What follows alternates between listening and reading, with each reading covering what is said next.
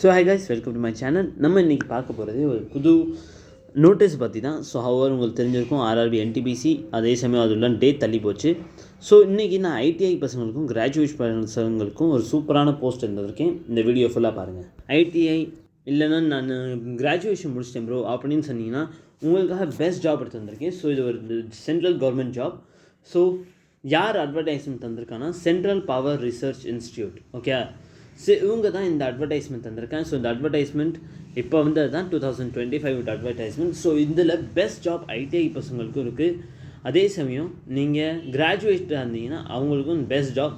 So our இது NTPC மாதிரி தான், சேம் சிலேபஸ், ஆல்மோஸ்ட் எல்லாமே சேம் எக்ஸாம் பேட்டர்ன். ஆனால் இதில் உங்களுக்கு வேக்கன்சிஸ் கம்மி, ஆனால் அப்ளை பண்ணுறவங்களும் கம்மி. ஸோ உங்களுக்கு ஈஸியாக அந்த ஜாப் கிடைக்க வாய்ப்பு இருக்குது. ஸோ ஃபர்ஸ்ட் ஆஃப் ஆல் நான் திருப்பி ஒரு வாட்டி கிளியர் பண்ணிடுறேன், இது ஒரு central government job. Okay, so இந்த பப்ளிஷ் பண்ணது central power research institute. So இப்போ நம்ம இது உங்கள்கிட்ட என்னெல்லாம் இருக்குது, என்ன நம்மளுக்கு அப்ளிகேஷன் எப்படி இருக்கணும், என்ன சிலேபஸ், யாரெல்லாம் அப்ளை பண்ணலாம், ஏஜ் ரிலாக்ஸேஷன் இருக்கா இல்லையா, ஃபீஸ் எத்தனை, எவ்வளோ சேலரி கிடைக்கும், அதெல்லாம் இப்போ நம்ம ஒவ்வொன்றா பார்க்க ஆரம்பிப்போம். ஸோ ஹவர் இது நம்மளுக்கு பெனிஃபிஷியலாக இருக்கும். ஏன்னா ஆல்ரெடி நம்மளுக்கு தெரியும், ஆல்ரெடி நம்மளுக்கு என்டிபிசி அப்புறம் அதே சமயம் குரூப் டி எக்ஸாம் ரொம்ப தள்ளி போயிடுச்சு.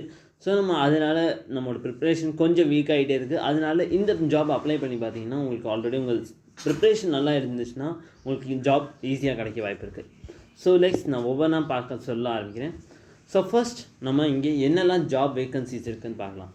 First scientific assistant, engineering assistant, அப்புறம் டெக்னீஷியன் கிரேட் 1, அப்புறம் ஜூனியர் ஹிந்தி டிரான்ஸ்லேட்டர், அப்புறம் அசிஸ்டன்ட் கிரேட் 2, அப்புறம் அசிஸ்டன்ட் லைப்ரரியன். இதில் பெஸ்ட் ஜாப் ஃபார் எக்ஸாம்பிள் நீங்கள் அவர் என்டிபிசி அப்ளை பண்ணிங்கன்னா நார்மலாக ஐடிஐ முடிச்சிருந்துருப்பீங்க, 10th முடிச்சிருந்துருப்பீங்க, இல்லைனா கிராஜுவேஷன் முடிச்சிருந்துருப்பீங்க. ஓகே, ஸோ இதில் பெஸ்ட் ஜாப்னு நான் சொல்ல போனால் உங்களுக்கு மீன்ஸ் எனக்கு எக்ஸ்பீரியன்ஸ் இல்லை அப்படின்னா கூட நீங்கள் ஃப்ரெஷராக இருந்தால் கூட அதில் அப்ளை பண்ணலாம்.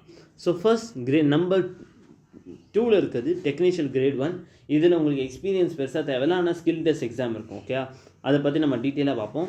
அப்புறம் ரெண்டாவது இது ஐடிஐ பசங்களுக்காகவே அசிஸ்டன்ட் கிரேட் 2, டெக்னீஷியன் கிரேட் 1 தான் ஐடிஐக்கு. இது உங்களுக்கு கிராஜுவேட் பசங்களுக்கு, இதுவும் கிராஜுவேஷனுக்கு. ஸோ பெஸ்ட் 3 இதில் நான் சொல்லிட்டேன். இப்போ நம்ம ஒவ்வொன்றா பார்க்கலாம். ஸோ ஃபர்ஸ்ட் உங்களுக்கு இங்கே டோட்டல் வேக்கன்சி 4 இருக்குது, இங்கே 8 இருக்குது. ஸோ நான் சொன்ன பெஸ்ட்டில் 6. ஸோ நம்பர் 2ல் நம்மளுக்கு 6 இருக்குது. அப்புறம் ஜூனியர் ஹிந்தி டிரான்ஸ்லேட்டர் நம்ம யாரும் அப்ளை பண்ண போகிறோம்னா அதனால் இந்த டாப்பிக்கை மட்டும் நான் விட்டுடுறேன். கம்மிங் டு அசிஸ்டன்ட் கிரேட் 2, இதில் போஸ்ட் 23 இருக்குது. அப்புறம் அசிஸ்டன்ட் லைப்ரரியன் 2 இருக்குது. ஸோ இந்த போஸ்ட்லாம் எங்கே கிடைக்கும் ப்ரோ, தமிழ்நாடுக்குள்ளேயா இல்லை வெளியிலையா அப்படின்னு கேட்டிங்கன்னா இது ஆல் இண்டியா போஸ்ட். ஏன்னா சென்ட்ரல் கவர்மெண்ட்னால இது இந்தியாவில் எங்கே வேணாலும் கிடைக்கும். ஓகே, ஆனால் மேக்ஸிமம் நீங்கள் அப்ளை பண்ணி பார்த்தீங்கன்னா மீன்ஸ் உங்களுக்கு ஜாப் கிடச்சிச்சுன்னு வச்சுக்கோங்க, நீங்கள் விரும்பி ட்ரான்ஸ்ஃபர் ஆகி வந்துக்கலாம், சென்னை இல்லைனா பெங்களூர். ஓகே, அந்த மாதிரி இடத்துல உங்களுக்கு ட்ரான்ஸ்ஃபரேஷன் ஈஸியாக கிடச்சிடும். ஸோ கம்மிங் டு திஸ், நம்ம இப்போ ஓவராக என்ன அப்ளிகேஷன் என்ன, சிலேபஸ் என்ன, ஏஜ் லிமிட் என்ன, அதெல்லாம் பார்ப்போம். ஃபர்ஸ்ட் நான் வர்றது எஜுகேஷன் குவாலிஃபிகேஷன், ஏன்னா அது ஒரு முக்கியமான பாயிண்ட். ஸோ ஃபர்ஸ்ட் எஜுகேஷன் குவாலிஃபிகேஷனில் ஃபர்ஸ்ட் சயின்டிஃபிக் அசிஸ்டண்ட்டை பற்றி பேசிடுறேன். ஓகே, ஸோ அங்கே நம்ம வேக்கன்சிஸ் ஆல்ரெடி பார்த்தோம், அது டென்டேட்டிவ் மீன்ஸ் இன்னுமே மேபி இன்க்ரீஸ் ஆக வாய்ப்பு இருக்குது ஃப்யூச்சரில். ஸோ இதில் உங்களுக்கு பிஎஸ்சி கெமிஸ்ட்ரி வேணும். யாரெல்லாம் பிஎஸ்சி கெமிஸ்ட்ரி பண்ணிங்கன்னா சூப்பர், அவங்க இதில் அப்ளை பண்ணலாம். ஆனால் இதில் ஒரு முக்கியமான விஷயம், இதில் 5 இயர் எக்ஸ்பீரியன்ஸ் இருக்கணும் உங்களுக்கு. ஓகே, இந்த ஃபீல்டில் இல்லை பிஎஸ்சி கெமிஸ்ட்ரியில் 5 இயர் எக்ஸ்பீரியன்ஸ் வேணும். அவங்க மட்டும் தான் இதில் அப்ளை பண்ண முடியும். அப்புறம் ஏஜ் லிமிட் 35 இருக்கணும். ஓகே, நீங்கள் ஏஜ் ரிலாக்ஸேஷன் கேட்டுக்கலாம். உங்கள்கிட்ட ஓபிசியாக இருந்தால், எஸ்சி எஸ்டியாக இருந்தால் நீங்கள் இங்கே ஏஜ் ரிலாக்ஸேஷன் கேட்டுக்கலாம். Okay, coming to this next engineering assistant. Same இவங்களுக்கு 3 இயர் டிப்ளமா இன்ஜினியரிங்கில் இல்லைன்னா எலக்ட்ரீஷியனில் இல்லை சிவில் இன்ஜினியரிங் பண்ணியிருந்துருக்கணும். ஆனால் இவங்களுக்கும் 5 இயர் உங்களுக்கு எக்ஸ்பீரியன்ஸ் வேணும். இந்த 2 போஸ்ட்டில் மட்டும் தான் எக்ஸ்பீரியன்ஸ் கேட்டிருக்கேன், பாக்கி எந்த போஸ்ட்டும் எக்ஸ்பீரியன்ஸ் கேட்குறேன். ஸோ இவங்களுக்கும் ஏஜ் லிமிட் 35, ஆனால் இவங்களுக்கு சேலரியும் அதிகம். ஓகேயா, எக்ஸ்பீரியன்ஸ் வேணுங்கில் சேலரி கொஞ்சம் அதிகம். Now coming to technician grade 1, நான் சொன்ன மாதிரி ஐடிஐ பசங்களுக்கு சூப்பரான ஜாப். ஸோ இதில் ஏஜ் லிமிட் 28 தந்திருக்காங்க. ஸோ டெக்னிக்கல் கிரேட் 1, இதுக்கு சேலரியும் நல்லா இருக்குது. மீன்ஸ் குரூப் டி வரும், இது நல்லா இருக்குது சேலரி இது விட்டு. ஓகே, ஸோ இது விட்டு பற்றி நமக்கு ப்ராப்பராக பார்ப்போம். ஆனால் இதில் ஐடிஐ சர்டிஃபிகேட் எலக்ட்ரிஷியனில் வேணும். நீங்கள் ப்ளம்பிங்கில் அதெல்லாம் பண்ணியிருந்தீங்கன்னா அதில் அப்ளை பண்ண முடியாது. ஆனால் எலக்ட்ரிக்கலில் நீங்கள் பண்ணியிருந்தீங்கன்னா உங்களுக்காக சூப்பரான ஜாப் இது. நான் இந்த ஜாப் ஏன் எடுத்து வந்தேன்னா, ஏன்னா ஐடிஐ பசங்க ஆல்ரெடி எக்ஸாம்னால இங்கே ப்ரெஷர் ஏறிட்டு இருக்குது. அதே சமயம் ஒரு ப்ரெஷருக்கு கிலோ பேரோடு சண்டை போடணுமான்னு. அதனால தான் இந்த ஜாப். ஏன்னா இந்த ஜாபில் நிறைய பேர் அப்ளை பண்ணுறது. ஏன்னா இந்த ஜாப் மேக்ஸிமம் சவுத் சைடில் வந்துடுது. அதனால சவுத் சைடில் வந்துருச்சுன்னா என்ன, மேக்ஸிமம் தமிழ் பேசியாகணும், தெலுங்கு பேசியாகணும், இல்லைனா கன்னட பேசியாகணும், இல்லை மலையாளம் பேசியாகணும். அதனால நார்த் இந்தியன்ஸ் பெருசாக இதில் இன்வால்வ் ஆகிறதில்ல. ஸோ அதனால இது மேபி உங்களுக்கு சான்ஸ் இருக்கிறதுக்கு நீங்கள் நல்லா ப்ரிப்பேர் பண்ணிங்கன்னா உங்களுக்கு நல்லா ஈஸியாக இதில் ஜாப் கிடச்சிடும். ஓகே. ஸோ நான் ஜூனியர் ஹிந்தி டிரான்ஸ்லேட்டர் விட்டுறேன். ஸோ அவர் நம்ம யாரும் அப்ளை பண்ண போக மாட்டோம். இல்லை நீங்கள் அப்ளை பண்ணுறீங்கன்னா உங்களுக்கு நீங்கள் கவனிச்சுக்கோங்க, உங்களுக்கு ரெக்கக்னைஸ் டிகிரி எதில் வேணும், ஹிந்தி வேணும், இல்லைனா இங்கிலீஷ் வேணும், அவங்க இதில் அப்ளை பண்ணலாம். ஓகே. ஸோ இதில் ஹிந்தி நீங்கள் ஹிந்தியில் டிகிரி முடிச்சிருக்கணும், இல்லைனா இங்கிலீஷ் லிட்ரேச்சரில் நீங்கள் டிகிரி முடிச்சிருக்கணும். Okay. So coming to assistant grade 2 இது என்னென்னு பார்த்துருவோம். ஸோ அசிஸ்டன்ட் கிரேட் 2ல் இங்கே எக்ஸ்பீரியன்ஸ் எங்கேயுமே கேட்கல. நீங்கள் பிஏஓ, பிஎஸ்சி, இல்லை பிகாம், பிபிஏ இது எதுல இருந்தாலும் முடிச்சிருந்தா கூட ஓகே. ஆனால் இதில் எக்ஸ்ட்ராவாக உங்களுக்கு கிரேட் பி சர்டிஃபிகேட் வேணும். இதில் பேசிக் கம்ப்யூட்டர் கோர்ஸில் உங்களுக்கு இதில் கிரேட் பி சர்டிஃபிகேட் வேணும். ஓகே. அவர் நீங்கள் கிராஜுவேஷன் முடிச்சிருந்தீங்கன்னா ஆல்ரெடி நீங்கள் கம்ப்யூட்டர் கோர்ஸ் பண்ணி இருந்திருப்பீங்க. இல்லை நீங்கள் நான் இப்போ ஆல்ரெடி பண்ணி முடிச்சிட்டேன்னா நீங்கள் ஆல்ரெடி கிரேட் பி உங்கள்கிட்ட இருந்திருக்கும். ஓகே. சர்டிஃபிகேட் அது உங்களுக்கு ப்ரூஃப்காக அங்கே தேவைப்படும். Okay. Coming to assistant librarian, இவங்களுக்கு ஒன்றுமே தேவையில்லை. ஜஸ்ட் அவங்களோட டிகிரி இருந்தால் போதும். அவங்களோட லைப்ரேரியன் சயின்ஸில் அவங்க படிச்சிருந்துருக்கணும், யூனிவர்சிட்டி டிகிரி முடிச்சிருக்கணும். அவங்க ஏஜ் லிமிட் 30. இது எல்லாமே 30 ஏஜ் லிமிட் தான். ஸோ நீங்கள் உங்களுக்கு ஏஜ் ரிலாக்ஸேஷன் வேணுன்னா நீங்கள் கேட்டுக்கலாம். ஓகே. ஆனால் அதுக்கு உங்களுக்கு எல்லா சர்டிஃபிகேட் காமிச்சாகணும். For example OBC, SC, ST அவங்களுக்கு. ஓகே.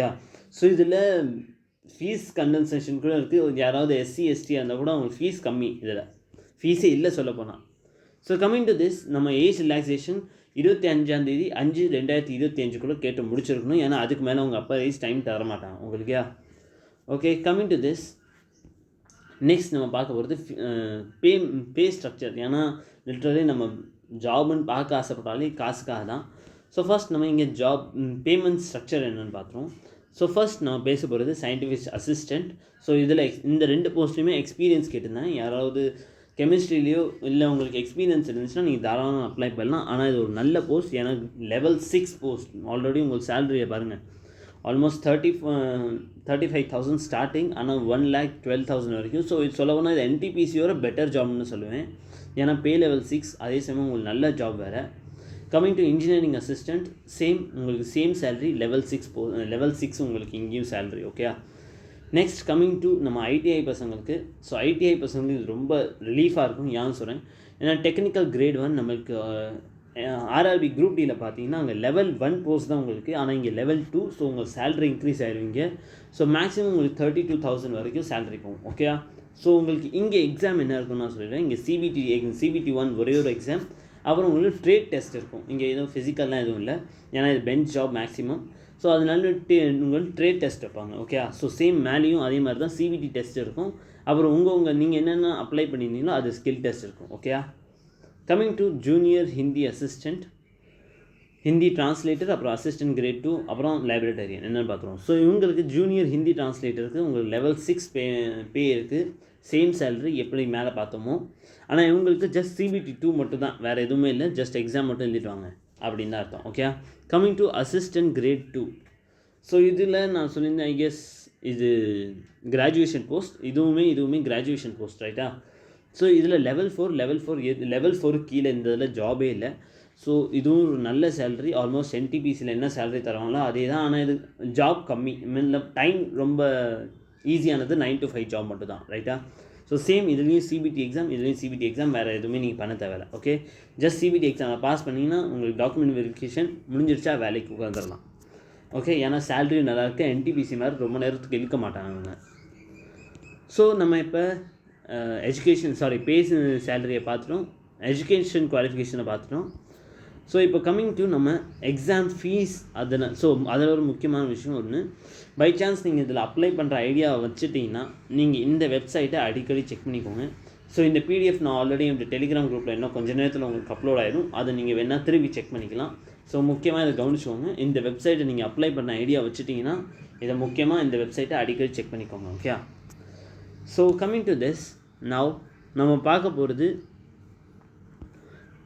பார்க்க போகிறது நம்மளுக்கு இங்கே ஃபீஸ் பற்றி. ஸோ இங்கே உங்களுக்கு நான் ரெஜிஸ்ட்ரேஷனில் எதெல்லாம் நீங்கள் என்டிபிசியில் அப்ளை பண்ணீங்களோ சேம் தான். உங்களோட ஸ்பெசிஃபிக் நீங்கள் என்னெல்லாம் ட்ரேட் அப்ளை பண்ணிக்கிறீங்களோ அதெல்லாம் டாக்குமெண்ட் கேட்பேன். அதெல்லாம் பார்த்துக்கலாம், ரொம்ப ஈஸி தான், ஒன்றும் பெரிய கஷ்டம்லாம் இல்லை. நீங்கள் இந்த இதை ஒரு வாட்டி செக் பண்ணிக்கோங்க அப்ளை பண்ணுறதுக்கு முன்னாடி, சரியா? நான் இதை படிக்க ஆரம்பிச்சேன்னு ரொம்ப டைம் ஆயிடும், அதனால தான். ஓகே, ஸோ உங்களுக்கு இங்கே நான் ஃபஸ்ட் ஃபீஸ் ஸ்ட்ரக்சர்ஸை பற்றி சொல்லிடுறேன். கொஞ்சம் ஃபீஸ் ஸ்ட்ரக்சரை பற்றி இருந்துச்சு.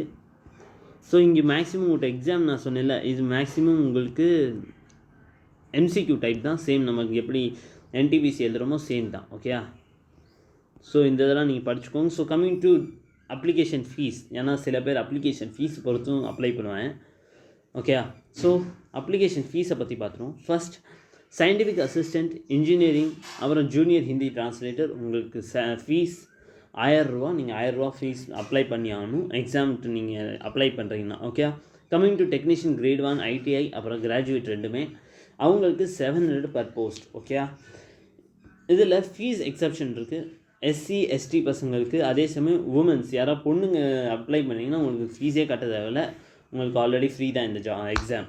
ஸோ பை சான்ஸ் யாராவது பொண்ணுங்க அப்ளை பண்ணுறீங்கன்னா உங்களுக்கு ஃப்ரீ. அதே சமயம் பொண்ணுங்களும் எஸ்சி எஸ்டியில் இருந்தீங்கன்னா உங்களுக்கு டாக்குமெண்ட்டை காமிச்சு மேபி ஃபீஸ் கம்மியாகும், இல்லைனா உங்களுக்கு ஃபீஸ் இல்லைன்னு நினைக்கிறேன். எனக்கு இன்னும் நான் அதில் செக் பண்ணல, ஆனால் இதை நீங்கள் செக் பண்ணிக்கலாம். ஓகே, ஸோ இப்போ எக்ஸாம் டேட் எப்போ, அப்ளிகேஷன் எப்போன்னு முதல்ல அதை பார்த்துருவோம். So coming to application date நம்மளுக்கு ஆல்ரெடி அப்ளிகேஷன் ஆரம்பிச்சாச்சு. அது லிங்க்கை நான் கீழே தந்துடுறேன், ஸ்ட்ரெயிட்டாக போய் நீங்கள் அதில் அப்ளை பண்ணலாம், இல்லைனா இந்த வெப்சைட்டில் போய் அப்ளை பண்ணலாம். ஓகே, ஸோ அங்கே உங்களுக்கு ஜஸ்ட் ஒரு பேசிக் சிபிடி எக்ஸாம் எப்படி இருக்கும், ஸ்கில் டெஸ்ட் எப்படி இருக்கும்னு அவங்க ஆல்ரெடி ஒரு காப்பி போட்டிருக்கேன், நீங்கள் அதை போய் செக் பண்ணிக்கலாம். ஸோ உங்களுக்கு ஓப்பனிங் டேட் ஆரம்பித்தாச்சு 5/5/2025. ஸோ 5 மே ஆரம்பிச்சிச்சு. ஸோ ஃபைனல் டேட் 25 மே. ஸோ 25 மேக்குள்ளே நீங்கள் எல்லாத்தையும் அப்ளை பண்ணியிருக்கணும். ஓகேயா, அடுத்தது ஏஜ் லிமிட்டுக்கு நீங்கள் அப்ளை பண்ணுறீங்கன்னா அதுவும் 25 மேக்கு முன்னாடி நீங்கள் எல்லா டாக்குமெண்ட்டும் உங்களுக்கு ப்ரூவ் பண்ணிடணும். அப்போ தான் உங்களுக்கு ஏஜ் ரிலாக்ஸேஷன் தருவாங்க. ஓகே, ஐ கெஸ் இது வரைக்கும் உங்களுக்கு புரிஞ்சிருக்கும் நம்புகிறேன். ஸோ நான் சொன்ன மாதிரி இது ஒரு எம்சிக்யூ பேஸ்ட் டெஸ்ட். உங்களுக்கு ட்ரேட் டெஸ்ட் நடக்கும், ஸ்கில் டெஸ்ட் இருக்கும். யார் அப்ளை பண்ணினீங்களோ அடுத்தது உங்களுக்கு கால் லெட்டர், எக்ஸாம் முடிஞ்சோடனே உங்களுக்கு டாக்குமெண்ட் வெரிஃபிகேஷன், அதுக்கப்புறம் உங்களுக்கு ஜாப் தான். ஓகே, ஸோ எக்ஸாமினேஷன் சென்டர் இது கொஞ்சம் தலைவலி மாதிரி தான் இருக்கும். ஏன்னு சொல்லிடுறேன், ஏன்னா இதோட எக்ஸாம் சென்டர் நம்ம தமிழ்நாடு செக்ஷனில் தரல. ஆனால் போன வருஷம் சென்னையில் இருந்துச்சு. நீங்கள் அப்ளை பண்ணும்போது மட்டும் செக் பண்ணிக்கோங்க சென்னை வருதா இல்லையான்னு. ஏன்னா போன வருஷம் சென்னை இருந்துச்சு, இந்த வருஷம் சென்னை இதில் ஷோ பண்ணல. ஆனால் கொல்கட்டா, பெங்களூர் நம்ம பக்கம், அடுத்தது நாக்பூர், ஹைதராபாதும் நம்மளுக்கு கொஞ்சம் பக்கம் தான். ஆனால் அடுத்தது பாக்கி எல்லா ஸ்டேட்ஸுமே, பாக்கி எல்லா சென்டருமே நம்மளோட வெளியில். ஸோ பக்கத்தில் இருக்கிறது நம்மளுக்கு பெங்களூரும் ஹைதராபாதும். ஆனால் இதில் நீங்கள் ஒரு செக் பண்ணிக்கோங்க, ஏன்னா போன வருஷம் சென்னை இருந்துச்சு, இதில் ஷோ பண்ணலையா இல்லை சென்னை இருக்குது இவங்க கட் பண்ணிட்டாங்கன்னு தெரில. ஸோ ஒரு வாட்டி நீங்கள் அப்ளை பண்ணும்போது சென்னை இருக்கான்னு மட்டும் செக் பண்ணிக்கோங்க. இல்லைனா நீங்கள் பெங்களூரு இல்லைனா ஹைதராபாத் போய் தான் நீங்கள் அப்ளை பண்ணி ஆகணும். ஓகே, அந்த இதை அப்ளை பண்ணிங்கன்னா உங்களுக்கு அங்கே எக்ஸாம் சென்டர் கிடைக்கும். So that's all. இப்போ நம்ம ஆல்மோஸ்ட் இந்த இதை பார்த்து முடிச்சிட்டோம். ஸோ அடுத்தது நான் எக்ஸாமினேஷன் பேட்டர்ன் எப்படி இருக்குன்னு நம்ம பார்ப்போம். ஓகே, ஸோ இந்த இது உங்களுக்கு எல்லா இந்த பிடிஎஃப் உங்களுக்கு நம்மளோட டெலிகிராம் சேனலில் இருக்கும். பை சான்ஸ் நீங்கள் டெலிகிராம் ஜாயின் பண்ணலன்னா மை கான்செப்ட் தமிழ்னு சர்ச் பண்ணி பாருங்கள், உங்களுக்கு டெலிகிராம்லேயும் சேனல் தெரிஞ்சிடும். ஸோ இப்போ நம்ம பார்க்க போகிறது எக்ஸாம் கொஷின்ஸ் எப்படி இருக்கும், சிலேபஸ் என்ன. ஸோ கம்மிங் டு சிலேபஸ், நம்மளுக்கு இங்கே அவங்களே தந்திருக்காங்க சிலேபஸ் என்னென்னு. ஸோ ஃபர்ஸ்ட் நம்ம சயின்டிஃபிக் அசிஸ்டண்ட்டுக்கு பார்த்துருவோம். அவங்களுக்கு 100 கொஷின் 100 மார்க். ஸோ அவங்க செக்ஷனாக பிரிச்சுருப்பாங்க. இங்கே reasoning 15 question mark, general awareness 15 mark, mathematics 15 mark, அப்புறம் இங்கிலீஷ் 15 மார்க். ஓகே, ஸோ அதுக்கப்புறம் உங்களுக்கு ஸ்கில் டெஸ்ட் விட்டு உங்கள் ஸ்பெசிஃபிக் பிரான்ச்லேருந்து என்ன டெஸ்ட் வருமோ அதை பொறுத்து அது 40 கொஷின்ஸ் இருக்கும் ஸ்கில் டெஸ்ட்டுக்கு. ஓகே, ஸோ ஐ கெஸ் உங்களுக்கு சயின்டிஃபிக் அசிஸ்டன்ட் தெரிஞ்சிருக்கும். அடுத்தது இன்ஜினியரிங் அசிஸ்டன்ட் சேம் சிலேபஸ். இதில் என்னென்னா உங்களுக்கு சேம் டு சேம் மார்க் தான், 100 கொஷின் 100 மார்க். இதில் உங்களுக்கு எக்ஸ்ட்ரா சேர்ந்து இதில் உங்களுக்கு ட்ரேட் டெஸ்ட் இருக்கும், ஞாபகம் வச்சுக்கோங்க. Coming to grade 1 same to same 100 question 100 mark. உங்களுக்கு ஸ்கில் டெஸ்ட் ட்ரேட் டெஸ்ட் இருக்கும், அது 40 மார்க் இருக்கும். சேம் தான், மேலே இருக்கிறது அது டிட்டோ அப்படியே தந்திருக்காங்க. இங்கிட்டு வர்றது அடுத்தது நம்மளுக்கு அசிஸ்டன்ட் கிரேட் 2 நான் சொன்னது கிராஜுவேட் பசங்களுக்கு. இதில் என்னென்னா நம்மளுக்கு 4 சப்ஜெக்ட், ஆனால் எல்லாத்துமே 25 கொஷின்ஸ். அங்கே எல்லாமே 15 கொஷினாக இருந்துச்சு, இங்கே 25 கொஷினாக இருக்குது. உங்களுக்கு ட்ரேட் டெஸ்ட் கிடையாது அதனால். ஓகே, ஸோ இதில் நெகட்டிவ் இருக்குது மார்க் கவனிச்சுக்கோங்க. நெகட்டிவ் மார்க் இருக்குது 1/4. ஒரு கொஷின் ரைட்னா அதில் 1/4 மார்க் நெகட்டிவாக போயிடும். Okay, almost 0.25. ஆனால் ஆர்ஆர்பி என்டிபிசிலையும் ஆர்ஆர்பி குரூப் டியில் 0.33 மார்க் கட் ஆகும். ஸோ அதோட இது கம்மி தான், மைனஸ் மார்க் கம்மியாகும். ஓகே, ஸோ ஐ கெஸ் உங்களுக்கு புரிஞ்சிருக்கும்னு நம்புகிறேன். ஸோ ஆல்மோஸ்ட் என் லைப்ரரியனுக்கும் சேம் தான், அசிஸ்டன்ட் கிரேட் 2 மாதிரி. ஸோ ஐ கெஸ் உங்களுக்கு எக்ஸாம் பேட்டர்ன்ஸ் சொல்லிட்டேன்னு நம்புகிறேன். பை சான்ஸ் நீங்கள் இந்த இதில் அப்ளை பண்ணணுன்னு ஐடியா வச்சுட்டிங்கன்னா நான் சொன்ன வெப்சைட்டை அடிக்கடி போய் செக் பண்ணிக்கோங்க. அதே சமயம் இதில் அப்ளை பண்ணுற லிங்க் நான் இன்னும் கொஞ்சம் நேரத்தில் நம்ம குரூப்லேயும் இல்லைனா இந்த வீடியோட கமெண்ட்லேயும் போட்டுறேன். ஓகே, ஸோ நீங்கள் யாராவது இன்ட்ரெஸ்ட் இருந்தீங்கன்னா நீங்கள் அப்ளை பண்ணலாம். ஸோ ஐ கெஸ் வீடியோ பிடிச்சிக்கணும் நம்புகிறேன். வீடியோ பிடிச்சிருந்தா லைக் அண்ட் சப்ஸ்கிரைப் பண்ணிக்கோங்க. தேங்க்யூ, பாய்.